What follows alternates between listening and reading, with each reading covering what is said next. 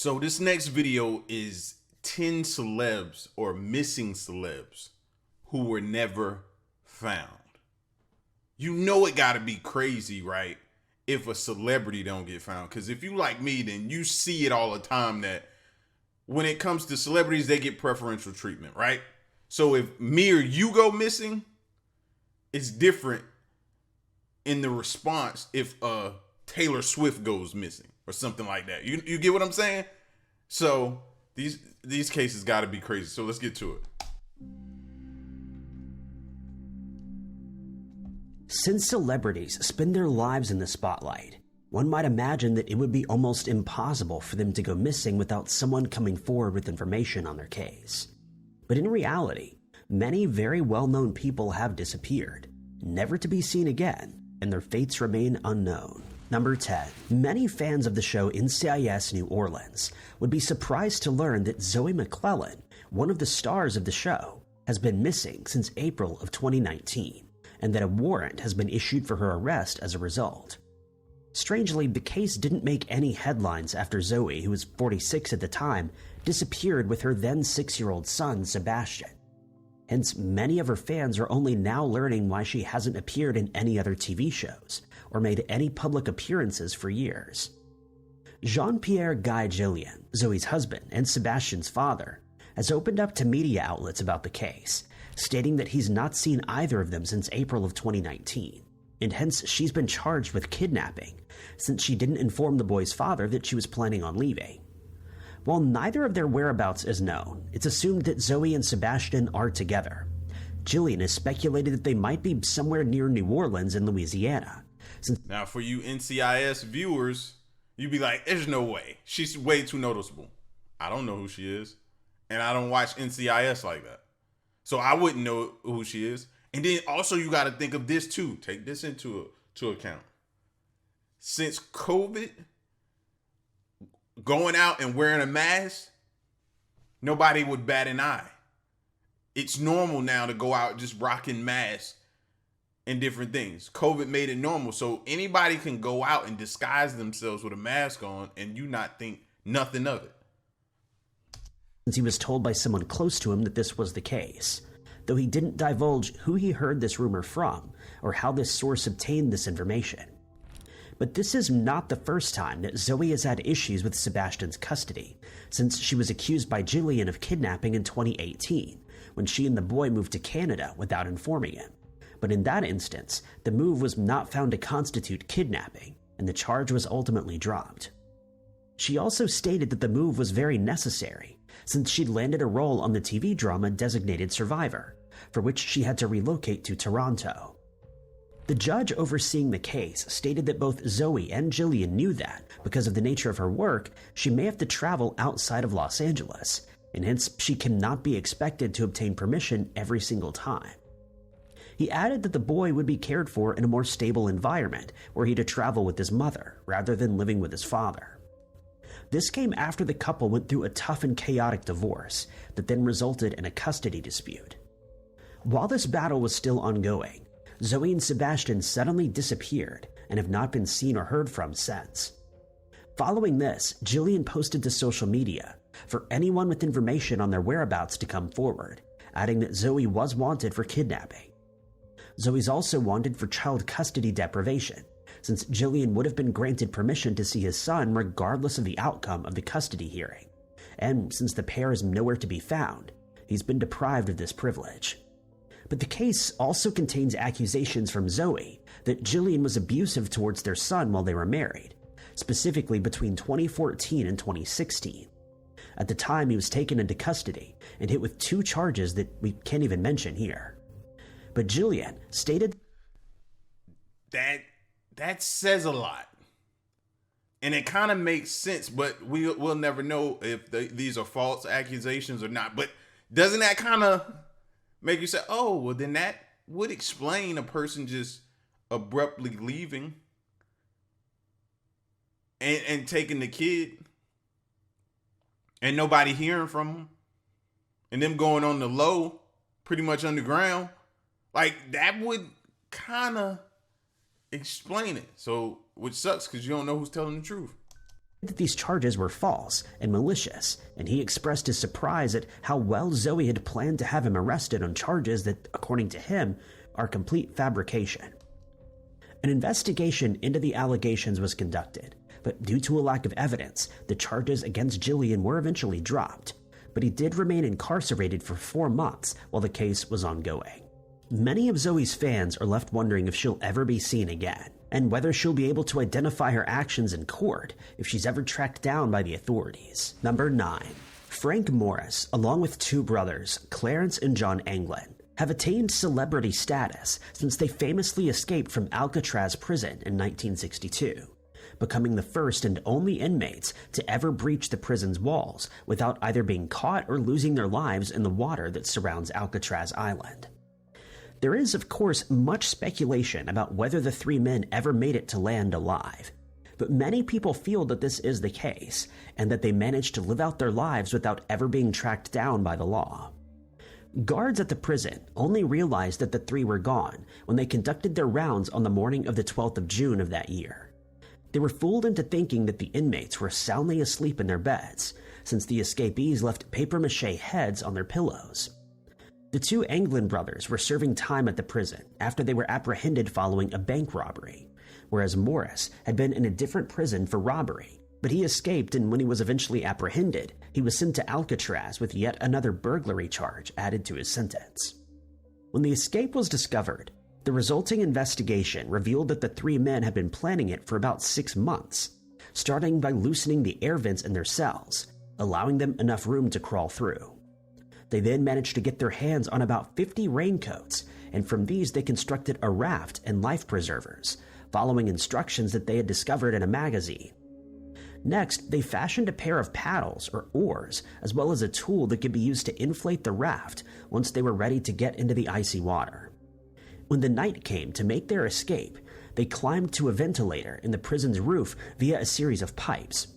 After bending open the ventilator, they made it outside and climbed down a bakery smokestack, climbing over the fence without being spotted by guards, and they made their way to the northeastern side of the island. Here, they inflated their makeshift raft and launched it into the San Francisco Bay, which was thoroughly searched after their escape was noticed, but to no avail. Authorities were certain that they would find the 3 men's remains in the water, but this was not the case. The investigation into the escape was eventually closed in 1979, with the FBI admitting that they had no idea whether the men had survived, and if so, where they went upon reaching the mainland of San Francisco. Ken and David Widener, nephews of the Anglin brothers, have since revealed a photo that they claim shows John and Clarence very much alive in 1975, 13 years after the escape. The family believes the brothers made it to Brazil, where they started new lives as farmers. They also believe that the photo was taken and sent to... Now that part just seems a little hard to believe right there. I did all of that, put my life on the line, because if they probably been caught, you never tell what was going to happen to them this time. Even getting in the water, that was risking your life. Just to go become a farmer? You think that was their lifelong dream? Which I'm not knocking, it just seems rather odd. I did all this, broke out of the prison. We talking about Alcatraz. I broke out of that prison just to, yeah. I doubt it, but who knows? Started new lives as farmers. They also believed that the photo was taken and sent to the family as proof that the brothers were not only alive but doing well. But they could, of course, never go back home for fear of being arrested again. The image has been scrutinized by experts, none of whom could agree whether or not it showed John or Clarence. As for Morris, no evidence has ever surfaced that he's alive, but it's believed that if the 2 brothers survived the escape, he likely did too. Number 8. Jeppe Andrews, the well-known actor, director, and screenwriter, was born Joey Murcia Jr. He made his first Hollywood appearance in 1999, when he played the part of a character named Rex in the film Detroit Rock City. He also appeared in the famous horror film Cabin in the Woods and the romantic comedy Never Been Kissed, and was featured in 2 music videos by the band The Smashing Pumpkins for their songs 1979 and Perfect. As a director, he became known for strange and often unsettling films, most of which were independent productions or experimental projects. His style of filmmaking is often likened to John Waters and Harmony Korine due to their unique nature. But his origins as a director were not easygoing. When he was starting out in the film industry, he mostly lived in trailer parks and would often recruit his fellow residents to appear in his films, along with their caravans. He and his father spent some time living in a van before they got a break and were cast in an infomercial. From here, Giuseppe was able to find further acting work, and his love for the industry became clear. His fellow filmmakers have often touted him as being wholly original, since his films are easily recognizable as his, purely thanks to the style that he prefers. But he isn't just an actor and director. He's also released some of his own music, not under a label, but as an independent artist. He released his first album named Giants in 2006, and he followed this up by producing a further 15 albums, some of the titles being Race Cars, Night Owl, and Waiting Room. The last of his albums, an EP called Tsunami, was released in 2010, and while his music may not be at the top of the charts, he's amassed a small following over the years, with many people being appreciative of his unique ideas when producing music. But these days, Andrews' life is shrouded in mystery. By 2015, he was seen by as a spiritualist and poet, and his body of work started to attract a cult following, but then he suddenly disappeared without explanation. All of his social media accounts have been deactivated, and he left no clue as to where he planned to go, or why he decided to suddenly vanish. Unsurprisingly, this has led to a lot of speculation, with some people believing he suffered a mental breakdown and decided to retreat to a life of solitude. Others think he may have passed away since he was last seen, but no evidence supporting this theory has ever been found. And for now, Andrews' whereabouts, as well as the state of his well-being, remain unknown. Number 7. In June of 1995, then 27-year-old Jodie Hoisen Truit was working as a CBS affiliate KIMTV news anchor in Iowa while living in Mason City. Her career was on the right track, and by all appearances her life was going according to plan. But on the morning of the 27th of June that year, she failed to show up for work, and when her coworkers were unable to get a hold of her, they contacted the police. Investigators traveled to Jodie's apartment, and there they discovered evidence that a struggle had taken place outside the building and her vehicle. It became apparent that she vanished before setting out to work that morning, since her car was still parked in its usual spot. No one has seen or heard from Jodie since, but her case remains open, as investigators hope to find some answers one day. During the resulting investigation, Jodie's coworkers told investigators that she usually arrived at the station at around 3:30 a.m. every morning, and then started making preparations for the 6 a.m. news broadcast. The newsroom's producer, Amy Kunz, stated that whenever Jodie hadn't arrived by 4 a.m., she would call her to wake her up, which was the case that morning. Jodie said she was getting up and that she would be at the station shortly. But by 5:30, she still hadn't arrived, and her coworkers started to get anxious since the broadcast was set to go live in just half an hour. When Kunz phoned this time, she got Jodie's answering machine, and she ultimately served as anchor that morning. Police officers arrived at the station at around 7 a.m., and then traveled to her apartment where they found signs of foul play. Her keys, hairdryer, and shoes were lying haphazardly on the ground near her car, along with what investigators believed were drag marks. Now, most of us want to be like, okay, maybe a boyfriend. You know what I mean? Maybe somebody she was involved in, tried to break it off. He couldn't take it, did something to her, right?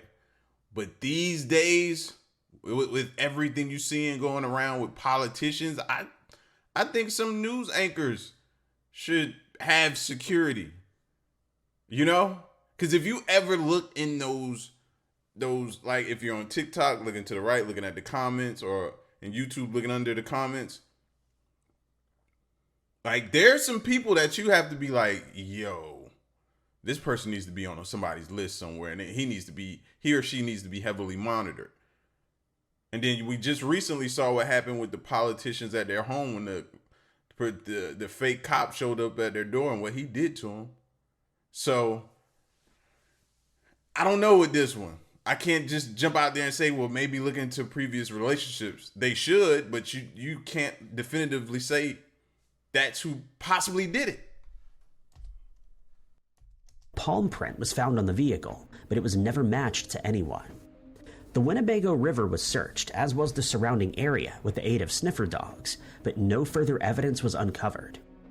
Rumors started to emerge that Jodie may have been attacked and abducted by an obsessed viewer, and hence her desk at work was thoroughly searched, but no such evidence was found.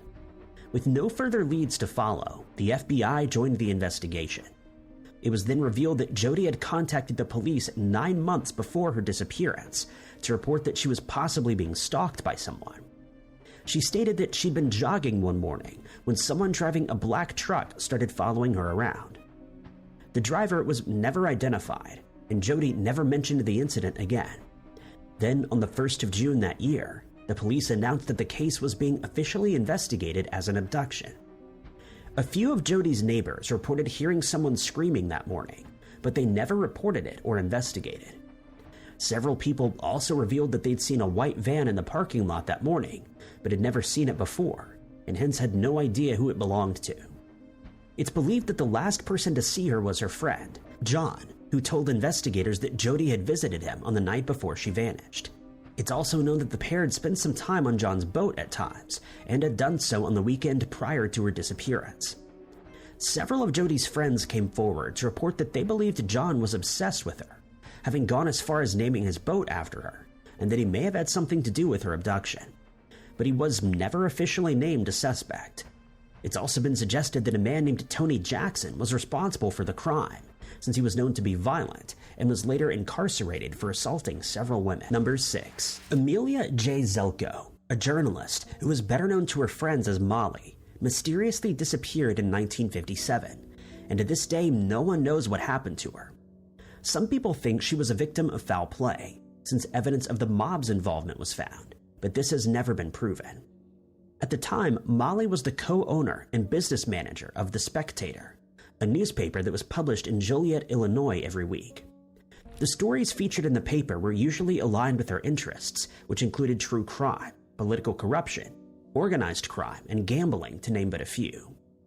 On the 25th of September that year, Molly finished her work for the day and left the newspaper's offices at around 11:30 p.m. Several of her coworkers reported seeing her leaving the building and saying that she would see them in the morning. It's known that she didn't go directly home, as she stopped in at a local bar where she had a drink. The bartender would tell the police that she tipped him $50 and that she made 2 calls while she was there. Listen, that's where you gotta be careful too, bro. Them late night bar stops, just to get you a quick one decompress. It ain't like it used to be. People be following you, bro, and you don't even know they following you. He even remembered giving her $4 in change. She then left the bar, got in her car, and drove to her house, which was just a short distance away on Well Avenue. She arrived there, parked her car in the driveway, then went inside, leaving the car's keys under the passenger seat, as she was in the habit of doing at times. When she didn't arrive for work the next day, her coworkers contacted the police, and it quickly became apparent that Molly had gone missing. Her apartment was searched, and it was discovered that she hadn't slept in her bed. A search was conducted using a helicopter, but no sign of Molly was found, and investigators started to believe that she had been abducted. When her neighbors were questioned, they reported hearing a woman screaming "no, no, no" at around 11:35 p.m., but they believed it was just a group of young people having fun. They added that they heard a car speeding away from the area about 40 minutes later at 12:15 a.m. A young boy also reported hearing screams, but stated that he saw 2 cars crossing a nearby bridge before stopping opposite of each other near a construction site on Benton Street. He then heard the same woman screaming again, followed by the sound of 2 shots, possibly from the same firearm. One of the cars then left the scene, while the other remained, and moments later, someone at the site started using a forklift. The boy's mother told him not to say anything about what he saw, but he felt that he needed to speak to the police. The only other evidence that was ever recovered were Molly's black shoes, which she had in the past told her friends she would kick off if she ever needed to run away from an attacker. The case quickly went cold, as nothing further was ever found, and only years later did a woman come forward to report that she had seen 4 men carrying something in a blanket after removing it from the trunk of a black car. A person's arm could be seen underneath the blanket, which they then proceeded to bury in an area that she described as close to Molly's home. At one point, a convict named James Reaney, who was known as the Green Hornet, confessed to ending Molly's life, but he later admitted that it was just a hoax. Since Molly had reported on corrupt politicians and officials, gangsters, and spurious public work contract bids, she made several enemies during her career, and likely ended up paying the ultimate price for attempting to expose the truth. Number 5.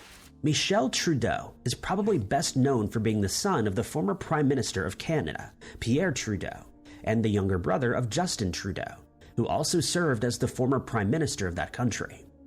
In November of 1998, he decided to go on a 3-day trip to Kokanee Glacier Park, where he and a few of his friends went skiing.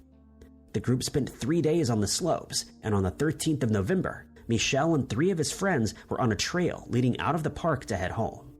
But then, tragedy struck. While on the trail, an avalanche suddenly struck and headed directly towards Michel. He bore the full brunt of the snow, which his friends say was about 3 feet high, and he was swept into a lake. His 2 friends were a short distance behind him on the trail and witnessed the entire event. They rushed over to the last spot where they saw Michel, but then another smaller avalanche hit, which dragged one of the men into the river, but only to about his waist. 2 of his friends would later state that they were originally also meant to leave with the group that day, but decided to stay at the park for another day, since the skiing conditions were very good. Had they been with the group, they may have also been swept into the water. The men who were with Michel when the avalanche struck were all rescued by helicopter, and despite suffering from hypothermia, went on to make full recoveries. But are avalanches like, are they like rock slides, like unpredictable? Because I'm not too familiar. And the reason why I asked that is because I've been entertaining possibly going skiing, but I know I don't probably have to worry about avalanches or anything, but do you? I still need to ask the question, do you?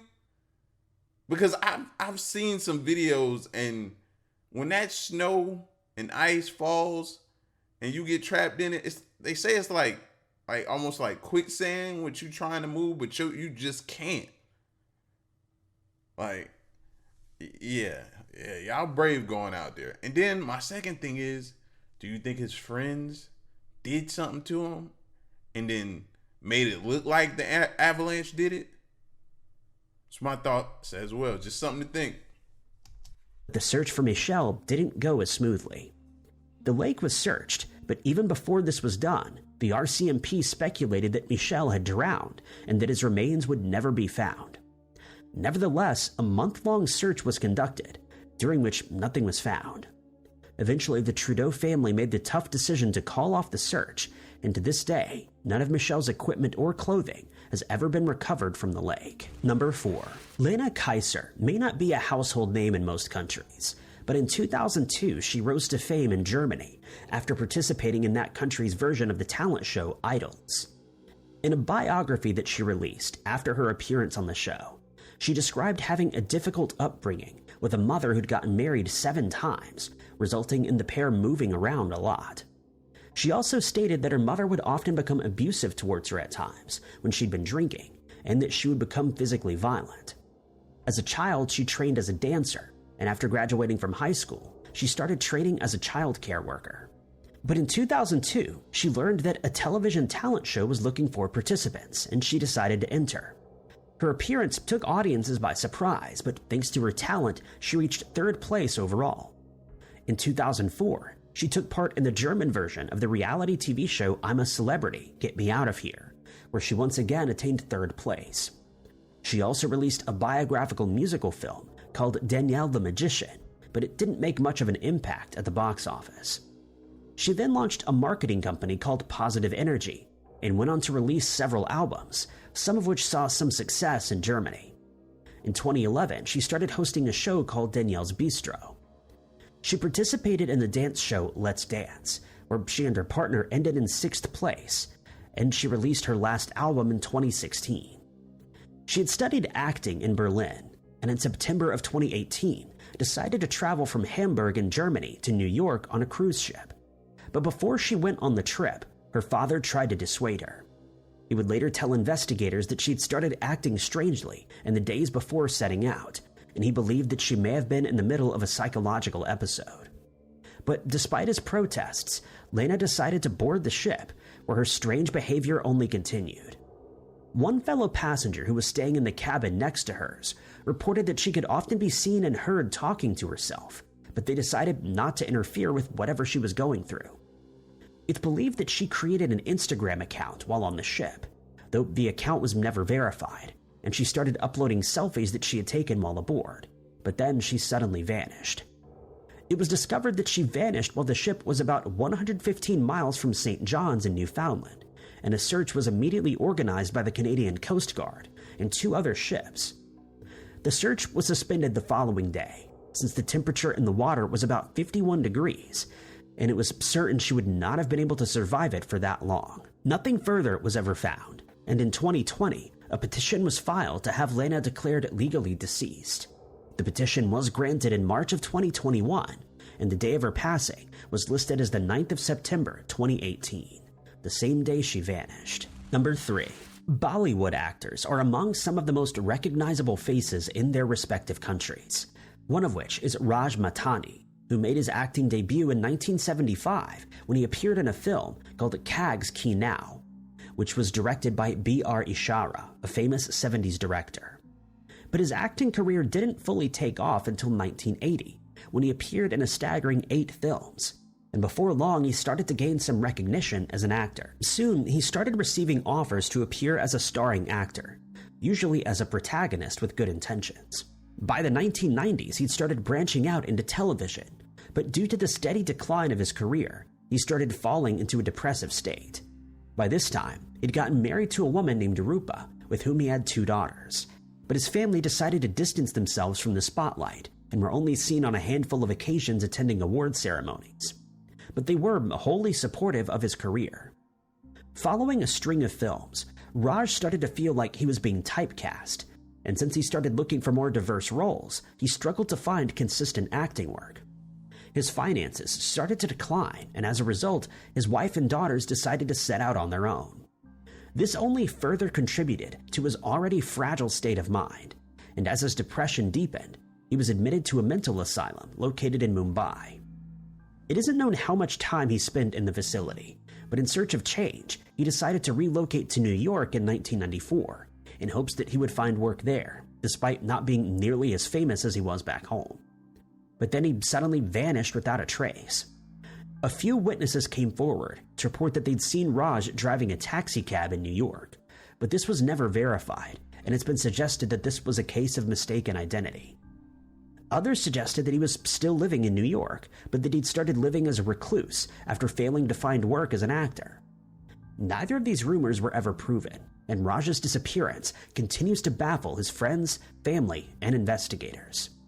To date, no one knows what became of Raj, or if he even remained in the US after being reported as missing. Only time will tell if Raj's fate will ever be revealed. Number 2.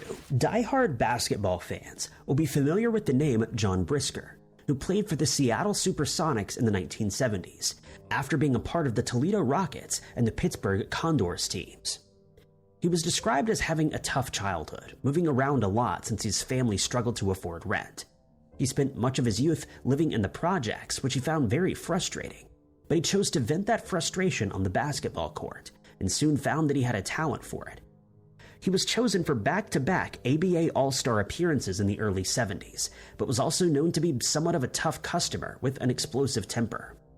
He would often be ejected from games for becoming too physical with his opponents, a habit that eventually earned him the moniker heavyweight champion of the ABA. But he was known to have a fondness for helping children in need, and often organized charity basketball games to raise funds for a youth basketball program. He also raised funds for sickle cell anemia research. On one occasion, he and one of his opponents got into a fight that required police assistance to break up. Even his fellow teammates were wary of his temper and did their best to avoid any kind of confrontation with him. Unfortunately, this proved to be his downfall.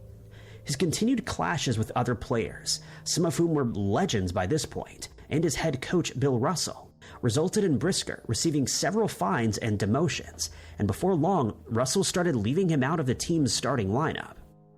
With his problems only getting worse, his wife filed for divorce, and he was held in contempt of court after he failed to make the child support payments that he'd been ordered to make.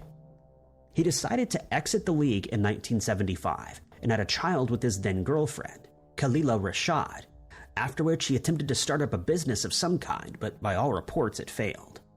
But he didn't give up. He started traveling back and forth to Africa in hopes that he would find a business opportunity there. And in March of 1978, he flew to Africa once more as he'd started working on an import-export venture. This was confirmed by Khalila, who stated that he called her several times while he was away, but she last heard from him on the 11th of April that year, after which he vanished without a trace. His last call was made from Kampala in Uganda, but then he went silent. This is why I like the fact that the league, the NFL, and the NBA and different leagues have people that'll go and try to help. You know what I mean? They try to get you with somebody to sit down and talk, maybe a therapist or something, to go through, to help you go through whatever it is and try to come out. Now, it don't always work, but the fact that they do try to do that is man, because some people can be helped. Now, some people are just too far gone and it's just not gonna work. But the fact that they try to do that, like, I salute them for that. When no further details about his time in Africa could be found, rumors started to swirl as to what happened to him. It was suggested that he'd started serving as a bodyguard to Idi Amin and that he lost his life while protecting him. Others didn't discount the possibility that he met Amin, but rather felt that his life may have been ended by Amin's order. There were also rumors that he'd become a prisoner of war and then had his life ended by the infamous Ugandan State Research Bureau. It's known that at this time, Amin had been told that the CIA was working against him, and hence any US citizen would have been under suspicion. If Brisker really did cross paths with Amin, it's possible that he may have been seen as a spy and that he was taken into custody, never to be seen again. But there is, of course, the possibility that he simply found somewhere to settle down in Africa and chose to never contact any of his friends or family. Despite all these rumors and theories, no one knows what became of Brisker, and he was eventually declared legally deceased. Number 1. Wallace D Fard is credited as being the founder of the Nation of Islam, but despite this incredible achievement, relatively little is known about him. Those close to him say that he claimed to have been born in Mecca, Saudi Arabia, and that he was a member of the Quraysh tribe. He stated that he studied in England and the University of California, where he got into trouble with the law after he was caught selling prohibited substances, though no record of such an arrest has ever been found, and before long had amassed a small following among people who were struggling to get by. He then founded the Lost Found Nation of Islam, the Fruit of Islam Defense Corps, and Muslim Girls Training Corps, and the University of Islam. By now, Fard had declared himself to be a prophet and had started making quite the name for himself among his followers.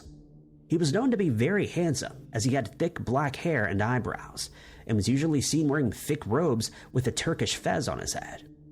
It's been said that he'd originally moved to the US because he planned to become a diplomat, but that he then found his true calling as a prophet of Islam. But this version of events has been refuted by the FBI. In 1932, one of his followers ended another's life in what he described as a ritual, and according to some sources, the Detroit police tried to tie him to the crime. He was driven out of the city but returned 2 years later. He was arrested during a raid on the University of Islam, which resulted in a riot breaking out. He was taken into custody along with several of his followers, but they were eventually released after being questioned. The events that followed his release have left his followers baffled for decades. It's known that he decided to leave Detroit for good, but none of his followers had any idea what became of him after that. Having made a name for himself as a spiritual leader, they found it hard to believe that he would suddenly decide to step out of the spotlight, leaving his followers to fend for themselves after promising them a better life. His absence led to several theories being suggested to explain his disappearance, one of which was that he changed his name after leaving Detroit, and that he then had gotten into trouble with the law in Indiana, after which he was handed a long prison sentence. Others think that he may have returned to the Middle East, where he continued his teachings, or that he was still running the Nation of Islam, but had decided to do so from out of the public eye, so that he could avoid any further run-ins with the law. I could definitely see that. Like, imagine if some of our leaders or the ones that we looked up to back in the day that were assassinated or different things happened to them. Imagine if they did that. Would they still be alive to this day? If they kind of took a back seat to the spotlight, but then that negates everything that they were doing in the spotlight. So it's kind of like, The FBI revealed that they believe Fard to actually be a man named Wally Ford, who hailed from Hawaii and was a known criminal. But this has never been confirmed, and Fard remains missing to this day.